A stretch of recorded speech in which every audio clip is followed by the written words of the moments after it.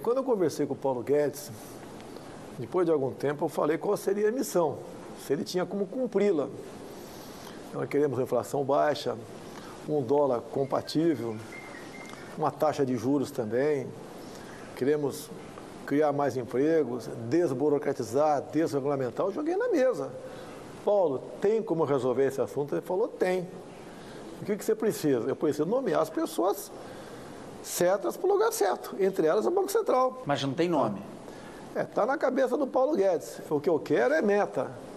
Tá? Eu indico o Paulo Guedes por ser o superministério da Fazenda e Planejamento, para não ter atrito, e ele tem que cumprir essa missão. Mais ainda, Paulo, nós estamos chegando a 4 trilhões nessa dívida interna. Como é que você diminui isso? Como é que você arrecada mais sem aumentar impostos? Ele falou, de imediato está descartado o aumento de impostos, até pela curva de Laffer, entre outras coisas a mais. E ele está disposto e tem trabalhado nesse sentido.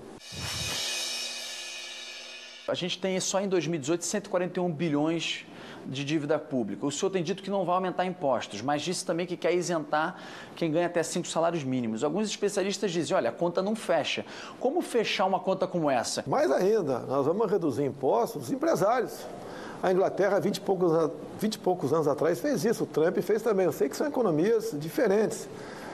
Mas se você conseguir, ao desregulamentar, ao desburocratizar, você vai ampliar a base de empregados na formalidade. Mas isso não é imediato. Não, não é imediato, mas é um preço que nós temos que pagar. Você não pode falar em aumentar imposto. Ninguém hoje em dia quer empregar ninguém. Ninguém quer investir. O cara quer investir no Brasil para produzir o quê? Para vender para quem? Nós chegamos nesse ponto e ele negocia com o mercado. A questão de que nós pagamos um plano Marshall por ano de juros. Paulo, como é que dá para negociar com o mercado? Porque ele que vai negociar, que não vai ter canetaço da parte dele, nem a minha vontade, né, querer prevalecer, até porque eu não sou economista. Agora, o que ele quer liberdade para trabalhar, e eu dei as metas. Igual a questão do Banco Central, independente, né, independente politicamente, mas tem que cumprir suas metas. Algum nome do Banco Central já chegou a comentar com o senhor? Já pede reservas, até porque se divulgar nomes antes, né, como acontece quando algumas pessoas falam que estão comigo, sofre perseguições e retaliações. Onyx Lorenzoni será o seu ministro da Casa Civil? No que depender de mim, sim. Há 3 anos eu conversei com ele, eu estava ainda engatinhando na questão da candidatura a presidente, e há 2 anos ele entrou nessa briga. E ele conseguiu fazer quase 10 reuniões, eu sempre presente, chegamos a juntar ao total 122 parlamentares que aceitaram a nossa proposta. Eu botei na mesa. O que nós temos que fazer? Algumas pequenas mudanças na Constituição, mudança na legislação, para, por exemplo, atender o homem do campo. O homem do campo é tido como alguém que faz coisa errada, prejudica o meio ambiente. Não, o homem do campo quer uma retaguarda jurídica, a garantia jurídica que hoje a terra é dele. Se alguém invadir amanhã, o Estado vai fazer a reintegração de posse, vai enquadrar o invasor como se fosse terrorista e, mais ainda, eles não querem acordar amanhã com a portaria do ministro da Justiça demarcando a tua fazenda, metade dela, como terra indígena. Não quer isso. Então, o campo precisa disso e outras coisas. Infraestrutura, acabar com o fim da indústria da multa, ICMBio e IBAMA, parte dos fiscais vão para o campo para multar os caras, e prejudicando quem quer produzir. Então, isso tudo, no final, nessa reunião com parlamentares, bancada evangélica, bancada católica, o pessoal da segurança, do turismo, nós buscamos todo mundo na Câmara. E hoje em dia, conversado a palavra, temos 350 parlamentares. A última grande grupo de parlamentares que fecharam comigo foi a bancada do campo. Reforma política, não adianta você falar que quer isso ou quer aquilo, quem depende é o parlamento, não passa pela vontade do presidente. Pretendemos fazer uma mini reforma política, entre elas um sistema de votação que permita que seja auditada para acabar com a neura, né, ou com o fantasma de fraude. A reforma política passa por aí. Quando você fala na questão do campo, nós temos que tipificar as ações do MST como terrorismo. Eles não produzem nada, produzem apenas terror, levam insegurança ao campo. Devemos, por exemplo, para acabar com a briga do Ministério do Meio Ambiente com a Agricultura, nós vamos fundir esses ministérios, Agricultura e Meio Ambiente. Não pode ter esse ativismo xiita ambiental no Brasil. Nós devemos botar um ponto final na indústria das demarcações de terras indígenas. E estive várias vezes com lideranças ao longo de 4 anos indígenas pelo Brasil. O índio não quer ser latifundiário, ele quer ser uma pessoa que use a tua terra, que ele possa arrendar a tua terra, ele possa fazer negócio com a tua terra, ele quer energia elétrica para não se desgastar mais na casa de farinha, ele quer um dentista para arrancar o toco da tua boca, um médico para atendê-lo. Ele é um ser humano igual nós, não quer continuar sendo usado, tá, para políticas que não interessam para o desenvolvimento do Brasil, como, por exemplo, existe em Roraima. O senhor quer propor início de governo, caso eleito, a redução da maioridade penal? Sim, está na minha proposta, né? E que eu tenho conversado com 16 anos. Talvez te pode 17. Porque se você botar 16, você pode não aprovar. Como na Câmara, para você aprovar 16, foi uma forma intermediária, ou seja, só seria julgado como adulto, menor de 16 anos de idade, cometesse estupro, por exemplo. Foi para o Senado e parou. A nossa proposta é passar para 17, o futuro governo passa para 16, vai devagar que você chega lá. Isso está no nosso planejamento e em torno de 90% da população quer a diminuição da maioridade penal. Se passar para 17 é um grande negócio. Quando você fala em segurança, o policial militar, eu falo pelo Rio de Janeiro que eu mais conheço, ele teme muito mais o capa preta, quem vai julgá-lo, do que um bandido com a ponto .50 em cima do morro. Você não pode pagar uma missão para um policial fazer uma busca em apreensão ou resgatar um colega detido de madrugada, onde vai haver troca de tiro.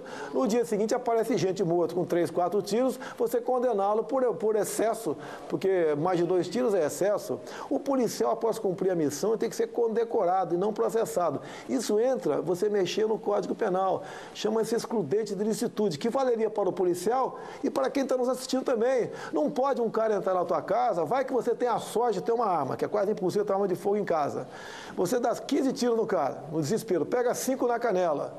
Você é condenado por tentativa de homicídio e o cara que entrou na tua casa vai ser julgado por invasão do domicílio, a pena menor do que a tua.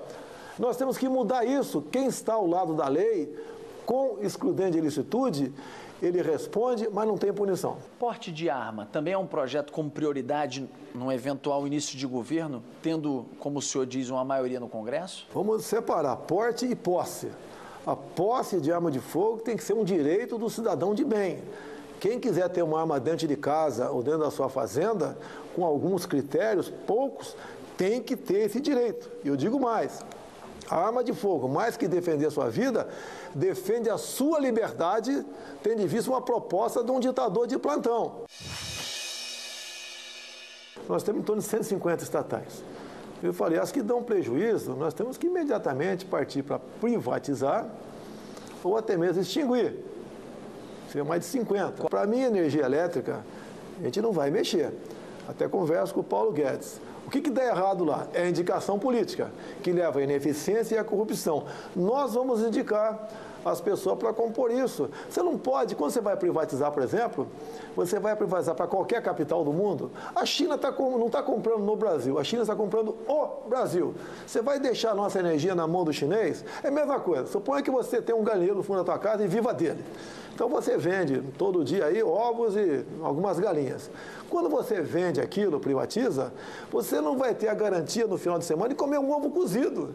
Nós vamos deixar a energia na mão de terceiros. Mas nada, nem distribuição? Você pode conversar sobre distribuição, até porque...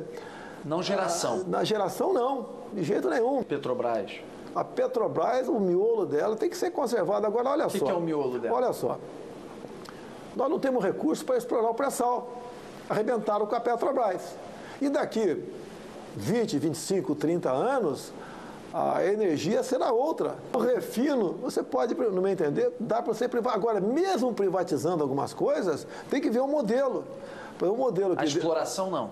A exploração você tem que abrir, nós podemos ter... Sim, nós temos tecnologia, mas não temos recursos para explorar. Chega para mim informação, cada litro refinado de diesel custa 90 centavos. Não sei se é verdade. E depois a Petrobras bota 150% de mais de lucro e revende. Daí vai para o Brasil. Você bota em média 30% de ICMS. Pô, ninguém aguenta.